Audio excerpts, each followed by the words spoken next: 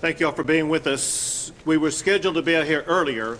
However, we've been in about a 2-hour meeting discussing and assembling the information that we want to convey to the public. What we're going to share with you is going to be a lot of detailed information that answers or tries to answer a lot of questions that the public has about both what is going on, where we're going, next steps in response to this winter storm. Let me start with this. First is some weather that can be expected over the coming days. The initial and the main storm that has caused the severe damage in Texas is now beginning to move out of the state of Texas. Snow and sleet in northeast Texas will continue to exist, but also gradually move out over the next 6 hours. After that, another round of precipitation will be coming across the state over the next 24 hours.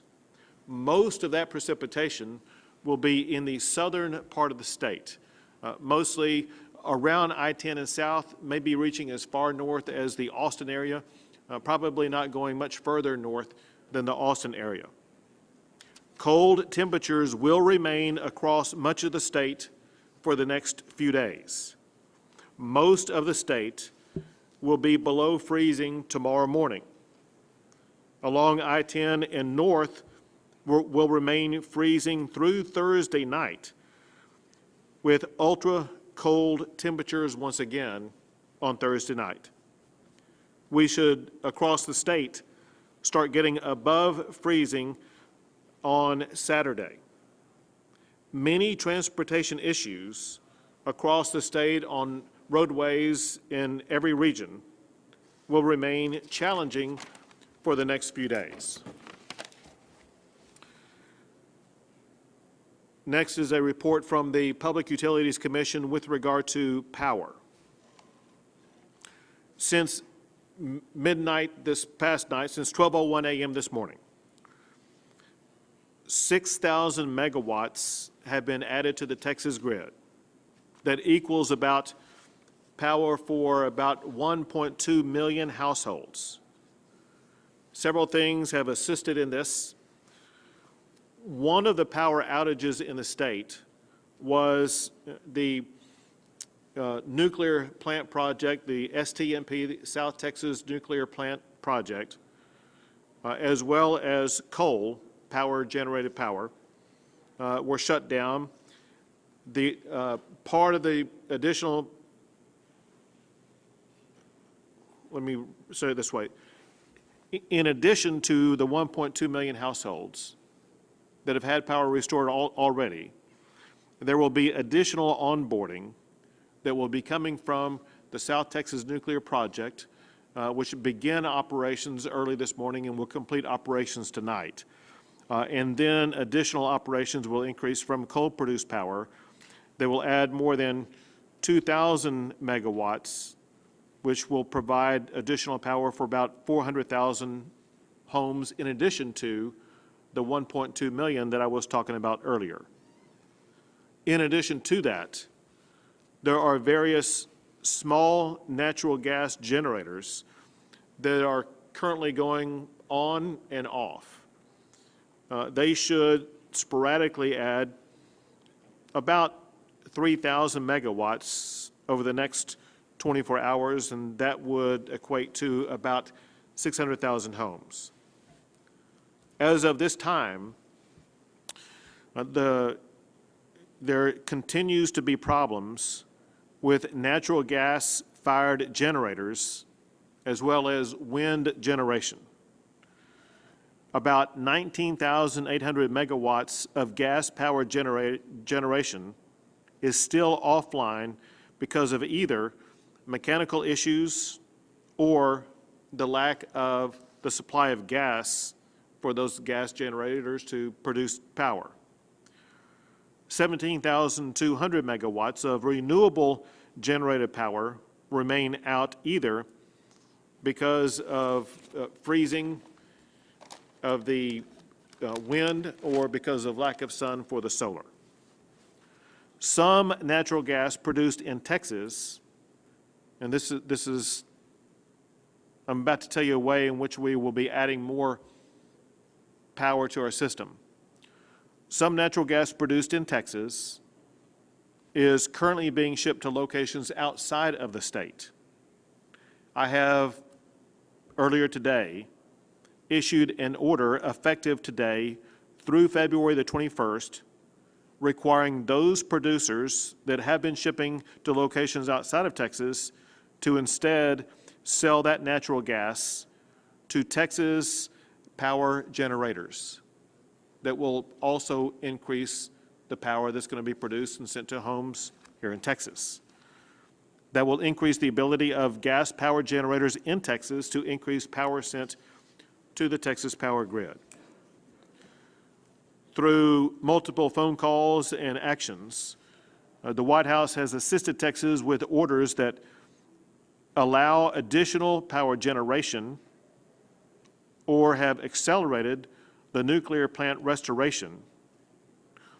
Also, another issue that I will be coming to here shortly is talking to individuals across the state about spikes in the prices of natural gas. There was a telephone conference between the President and several governors across the country in regions most harshly affected by the storms. And during that conversation, a point was raised about these spikes in natural gas prices that occur because of the unusual situation between demand and supply. And a request was made by one of the governors for assistance in dealing with those price anomalies. And the President said that he would work with the governors on trying to address that issue.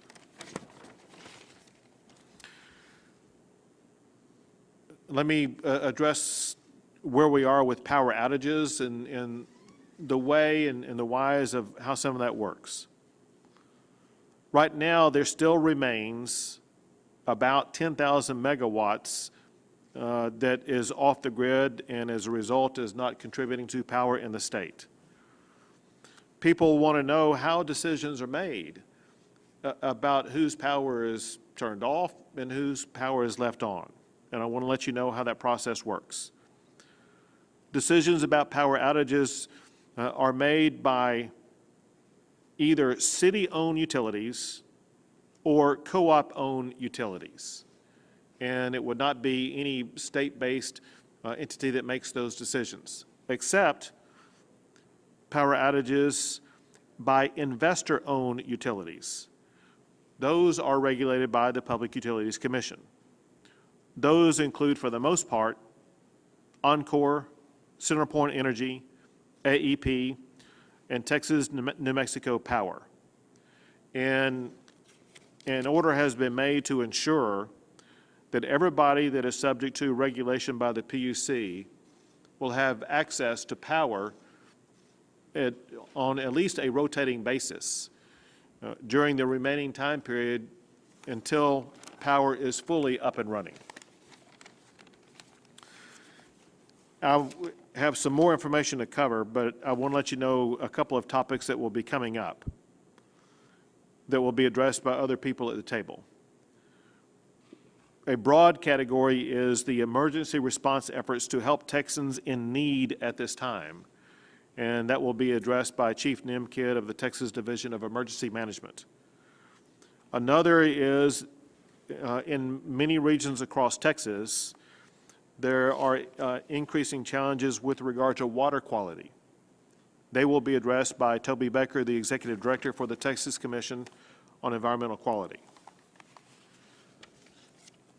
I want to address an issue that some Texans are already beginning to deal with, but many Texans will be having to deal with here in the coming days that I want to make sure that we start discussing right now, and that is the results of busted pipes. Many people have already experienced busted pipes and they've had their homes or their apartments or other locations already filled up with water. So let's talk about what can be done and where we're going with it. One thing that you want to do if you have a busted pipe or to prevent the consequences of a busted pipe is consider turning off your water supply. If you are a homeowner, there should be a location, typically outside, maybe near the curbside, where you have the ability to physically turn off the water supply to your house. Now, obviously, that will eliminate water supply to your house. You can turn it off at the time of your choosing. If you do not turn it off, one thing that could happen is that when power does come back onto your house, or when just because the outside temperature begins to warm up, there will come a point in time when the ice frozen in your pipes will begin to melt, and the busted pipe will suddenly start spewing water throughout your house, maybe in multiple locations. One way to slow down that water flooding into your house is by taking that action in advance to turn off your water. We also urge all homeowners to, as quickly as possible, like as in beginning now, if you haven't already done so, begin to work with a plumber, get plumbers lined up, and work with your insurance company in advance. If you're a homeowner, you should have homeowners insurance that would address this. Talk to your agent today, tonight, tomorrow, immediately. If you are a renter, most renters are required to have renter's insurance. Talk to your rental insurance as well as your landlord immediately about what to do and how to address this. If you live in a location that is not covered by insurance, you may have the possibility of getting assistance from Fema. As you know, I requested a federal disaster declaration, and that was granted. One thing that comes along that is FEMA assistance. Part of that FEMA assistance goes to what's called public assistance that works on the rebuilding of large municipal and governmental-based facilities. Another component would be individual assistance. In order to qualify for individual assistance, there are certain dollar metrics that must be met before a location qualifies. So what we need homeowners to do is, if you are without insurance, if you live in a region where you may be covered by FEMA, we need everyone to keep receipts of any cost that you have incurred as a result of any type of repair to your property that's needed as a consequence of this winter storm. Along these lines also, Texas law already authorizes the plumbing board to give provisional licenses to out-of-state plumbers. And we are urging that take place, and also working with the Board of Plumbing Examiners to make sure that that will happen with regard to that authorization. We are also working to, in fact, I am going to be issuing a waiver for plumbers if they are previously licensed as a plumber but haven't completed continuing education in the last 2 years. You will be allowed to provide for plumbers a license to assist with those who have been affected by the winter storm. The goal obviously is we're trying to make sure that we will have as many plumbers available as possible to help everybody deal with their plumbing challenges. Similarly and relatedly, Texas law also provides insurance adjusters out of state can get a temporary license to do adjusting for disaster claims. That's important because we do expect a lot of people in Texas to have disaster claims, whether it be with your home because of damages that could occur to your home or to your rental property, or because of a car accident, et cetera. And so we are urging the insurance businesses in Texas to bring in as many insurance adjusters from across the state as possible. Also, I'll mention something that Chief Nimkid with the Texas Division of Emergency Management will expand upon shortly. But that the Division of Emergency Management is already working with VOADs as well as faith-based organizations to help homeowners repair their homes. Many of you will recall this process for people who were affected by Hurricane Harvey. And we brought those same organizations in to help people muck out their homes and repair their homes. And the Texas Division of Emergency Management was involved in lining up all those people to assist in that repair process. We're already beginning to line up those people. And so you may be wondering, well, how can you get a hold of somebody who can be connected with a VOAD or a faith-based organization who can assist you? And the answer is you can call your local office of emergency management organizations, either with the county or city that you live in. It just depends on where you happen to reside. One other thing on my part, then I'll turn it over to Nim Kidd, and Chief Kidd will also touch upon this a little bit. So the primary component of the Texas Military Division is the National Guard, and we're very thankful to the National Guard and the role they have played and continue to play in assisting the state and our people in responding to this winter storm.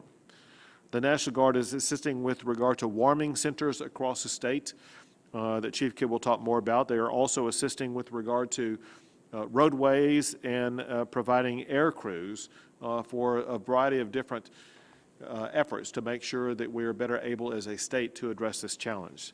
But in details about that, as well as so many other issues, will be provided to you by the next speaker, Chief Nim Kidd, the Chief of the Texas Division of Emergency Management. Thank you, Governor. And the list that I will go through is very detailed, but it is not exhaustive. This does not cover any of the great work being done by our local partners and some of the state agencies I will not cover here today. But Governor, I think I need to take a second first to thank the men and the women in this room that have been working around the clock, their families that are at home going through the same experiences that most Texans are going through right now. And so I want to thank them very quickly. Start with the Texas Department of Transportation. All 25 districts across Texas are still impacted. They have over 4,500 TxDOT employees out on the roads right now, operating over 740 snowplows, another 225 motor graders, all working to de-ice the interstate system and keep the network up and running. There are over 5,200 road sections that are still affected by this, with 37 closures. They're working very closely with the Forest Service, county commissioners, construction contractors, and renting every piece of equipment they can find to help keep roads open. I think one of the most important jobs that they have right now is prioritizing and clearing routes to critical infrastructure and coordinating with local governments for access to hospitals, working with the Public Utility Commission to make sure that the power plants are still up and running and access to them, and working with our fuel vendor. Transition to the men and women of the Texas Department of Public Safety. Over 3,300 troopers on the road around the clock, responding to over 1,600 crashes that they investigate. Again, that does not count our local government, law enforcement agencies, and county sheriffs that are out there working. DPS supporting them, supporting the Division of Emergency Management, Parks and Wildlife. I'll tell you, they've, in addition to roadside assistance, investigating crashes, and supporting other local law enforcement, Department of Public Safety troopers have delivered blood to hospitals. They've delivered fuel to power plants. They've relocated residents from nursing homes and provided additional fuel to first responders. You heard a little bit about the Texas Military Department and their personnel that are working not only to assist people that are stranded on the roads, but personnel available to assist in supporting the warming centers, and I'll go over that list here in just a minute. Working with an air operations center as soon as it is safe to start flying. We'll be flying resources all across this state, and working to find all available generators that may be supporting any military operation that can be pushed out into the field to support civilian operations. Texas Military Department will bring on additional aircraft, C-130s, and helicopters to be able to fly water, cots, blankets, and whatever we need into places that are still hampered by the state's transportation network. Texas Parks and Wildlife, game wardens, and state police officers are out on the streets also supporting DPS. Over 430 game wardens and 90 park police officers, all in four-wheel drive vehicles. They're helping move people around as well. Game wardens have assisted numerous calls from services ranging from delivery of blankets to answering calls for local law enforcement and welfare checks. Yesterday, the Abilene game wardens were requested to deliver supplies to Runnels County. For the blackouts, they delivered blankets, cots, and other warming supplies. In addition, game wardens in Gonzales County worked with Seguin Electric to hook up the generator of the children's home. I'm not sure how many game wardens are out there that are certified licensed electricians, but I'm certainly thankful for the work that they do with our local electric companies to get this done and deliver these life-saving materials and supplies. They're going and picking up extension cords and moving generators and fuel around everywhere that they can. Texas A&M Forest Service also supporting local agencies, including the Department of Transportation. Crews working in the Panhandle all over the state with motor graders, four-wheel drive vehicles. A lot of the things that we use to put fire out with in forest fires are also clearing roads right now. So pure integration between the state agencies. Personnel all over the state, Zapata County to Galveston County, up into the Panhandle, Nacogdoches. SAW crews are available to start clearing some of the access to critical infrastructure. As trees have fallen, we want to make sure those trees are out of the way. Panhandle branch of the A&M Forest Service is blading interstates and highways working together, removing patrol over 1,200 miles of Tier 2 and Tier 3 roads, so not the main interstate system, but trying to keep our county roads open as well. Winter weather operations in Kimball and Kerr and Menard counties, along with the San Angelo District, clearing jackknives, so the Forest Service firefighters are out there clearing roads as well, just like record drivers. The Abilene branch as well, working with incident management teams to support the city of Coleman and county for resources and get additional generators and power to them. I could go on for about 5 days on the other counties that they're working on, but I'll skip through. A lot of engine company out there, work out there to make sure that as soon as water becomes available, we'll set up points of distribution operations, and we'll continue to support our local government partners. I told you about our mass care warming sites. If you'll remember, day one, we had about 30 warming centers, then we went up to 100. Now we're up to a little over 300 warming centers. They're broken down across all areas of the state. A lot of them are supported by local government. VOADs, as the governor mentioned, we'll put additional resources in there as we need to make sure that there's drinking water, cots, blankets. If you're looking for a place where a warming center is and you have an internet connection, you can go to tdem.texas.gov/warm, or if you have a telephone, you can call 211. 211 Texas has the list of all 298 warming centers that are out there right now. We will continue to work with our local government partners to add additional warming centers as required. The Texas A&M Engineering Extension Service continues to support our resource staging areas all across the state. We're working with AT&T, the telephone company, to help refuel their cell towers and generators to keep our cell system up and running. During COVID, Governor, we recreated something called the Pony Express, where we were using all of the A&M agencies to move PPE and testing materials around. Pony Express is still working for this event. They've transported essential workers to hospitals and assisting living centers and power companies, and also supplies to the warming centers. The Department of State Health Services is working with our hospitals across the state. There's a lot of water main breaks that are causing problems for our hospitals. We'll continue to resource as much water for them as we can, as well as oxygen cylinders. We're hearing some oxygen shortages that are out there, so we continue to work with our private sector partners as well as our federal partners to bring in additional oxygen. We're working with our long-term care facilities and the dialysis centers. Dialysis is a very important network that we need to continue to work. It requires a lot of electricity and a lot of water. So we're moving through our emergency medical task force, moving people that need dialysis to places where dialysis can be delivered. There are multiple regional patient evacuation missions that have been going on through the Emergency Medical Task Force program. The Emergency Medical Task Force, EMTF, has deployed ambulance strike teams on state mission assignments to locations throughout the state and supporting additional STAR requests. Kimball County and Junction, our ambulance went out there, and it has since been demobilized, but transported patients back to San Antonio. Ambuses in Garland have been activated, Coleman County activated, and again, a list here from Atascocita to Fort Bend to Hopkins County to Frisco to Fort Bend County to Flower Mound to Cedar Hill to Frisco, all working across the state, moving patients from places that don't have electricity to places that do. We continue to support our local government partners with the AMBUS program, and really thank you to all of those local responders that are helping with that. The 2-day AMBUS missions have relocated over 300 personnel. Health and Human Services continues to work with our regulatory for the 6 facilities that have had frozen, broken, leaking pipes. 32 have reported power outages, and 10 of those have evacuations that are in process.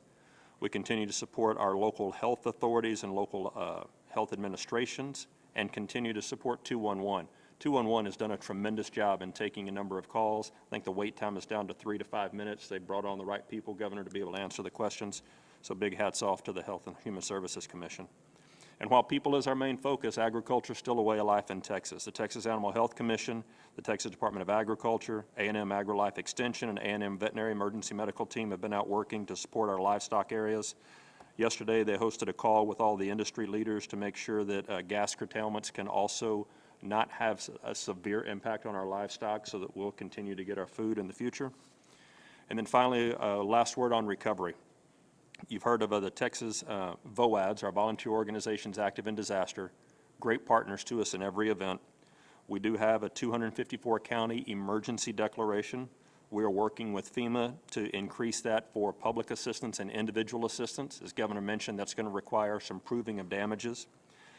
We have disaster summary outlines from our local government partners that are already sending in their DSOs to us. Our Disaster Recovery Task Force is working remotely all across the state with our VOADs, and it will be important that we work with your insurance company first. Your insurance company, if you do not have insurance, then our volunteer organizations active in disaster, our faith-based organizations will be ready to help, and we will work very closely with FEMA on the recovery process. I got to say another quick thank you to our FEMA partners who have been here in the room with us the entire time. They are helping us resource water, cots, blankets, and generators. We'll also continue to work with our private sector partners to make sure that the infrastructure to support them, to support citizens is up, and working with our local food banks as well to make sure that those who are in need of food have a place to get it. Thank you. People who see you respond to hurricanes are accustomed to seeing you go through that list on coastal-based counties. But this is different because all 254 counties have been affected. Yes. I want to circle back on one thing you were talking about, and that's to make sure that everybody knows where and how they can access warming centers in the event they need to go to one. If I recall correctly, if you live in a city, you can call 311. Yes, sir. And if you live in a rural area, call 211. Yes, sir. If you do have access to the internet, you gave them an address location they can go to, and that is? It's tdem.texas.gov/warm, W-A-R-M. Also, I found it just by going to Google and typing in warming center in Texas, and it'll show locations near you where you can get access to a warming center. In addition to those issues, there are many issues that have been addressed by multiple agencies in the state of Texas, one of which is the Texas Railroad Commission, and we have with us Commissioner Christy Craddock. Thank you, Governor, and it has been an unusual time. So at the Railroad Commission, we obviously are working on gas issues. First and foremost, we've been meeting every day with the Texas Energy Reliability Council. It's made up of gas, electric, PUC, Railroad Commission, and other, did I miss some? Oil and gas operators, pipelines, trying to make sure that our grid is moving, and we get reports from the gas people every day.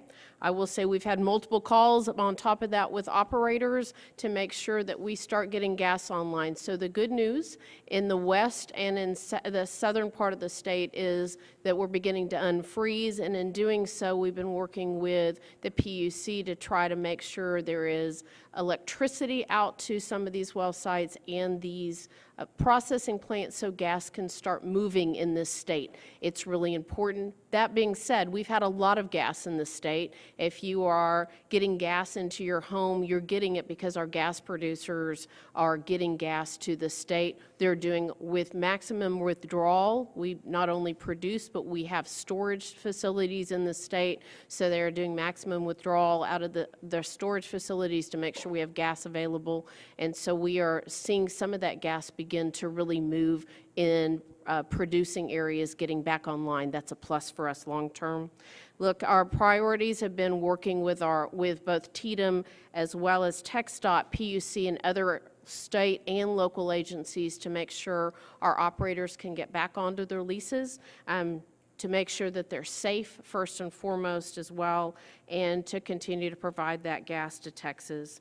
And this evening, we will meet as an agency to extend our priority order to make sure that residentials are being provided for with, and also human needs, local distribution companies, as well as power generation. And as a reminder, and look, I've one of those that been without power for a lot of hours too, so as have a couple members of my family and several members of my staff.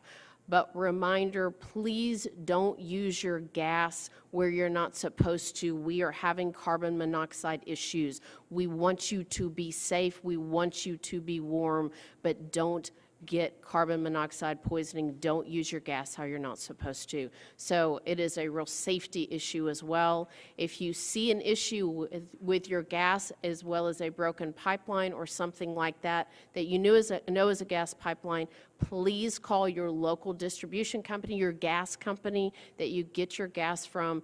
Let them come out, inspect it, turn it off safely. We want to make sure people are safe as we continue to warm up in the next week. Thank you, Governor. Thank you. An issue that is increasingly arising are water quality issues as well as some other environmental issues. And the state is working to address that primarily under the leadership of the Texas Commission on Environmental Quality, the executive director of which is Toby Baker. Thank you, Governor.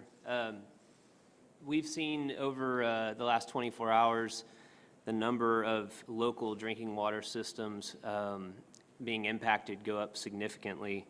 As of noon today, there were 332 local water systems reporting impacts in 110 counties across the state. 276 issued boil water notices. The current population impacted by boil water notices is just under 7 million Texans. The population impacted by non-operational systems at this time is about 263,958. I want to prepare the public specifically on these local water systems because when a boil water notice is issued, to come off of that notice, there has to be bacteriological sampling done for that system. That sampling can take up to 24 hours, so as the roads start to thaw, your power starts to come back on, you may not see your boil water notice lift until that sampling is done. There are currently about 135 labs, accredited labs across the state that can do that sampling. We are reaching out specifically to each of those labs, and we will be assisting local water systems in connecting with those labs when they're ready to get those samples submitted. We've also partnered with the EPA to start looking at labs in other states, our partnering states around us, to try to access some of those labs as well so we don't run into a bottleneck with the testing. The part of the reason for the number of impacted systems, or the reason, is obviously number one, lack of power. The power's gone down. Number two, frozen lines that have led to breaks in those lines. And then finally, with everyone dripping their faucets, extreme use of the water in one system. For example, we saw usage that was near peak summer demand usage for water because of people dripping their pipes and pulling the pressure down on the system. So we will continue to connect local water systems with those labs, but it is an ongoing issue, and this number is probably going to grow over the next day or two.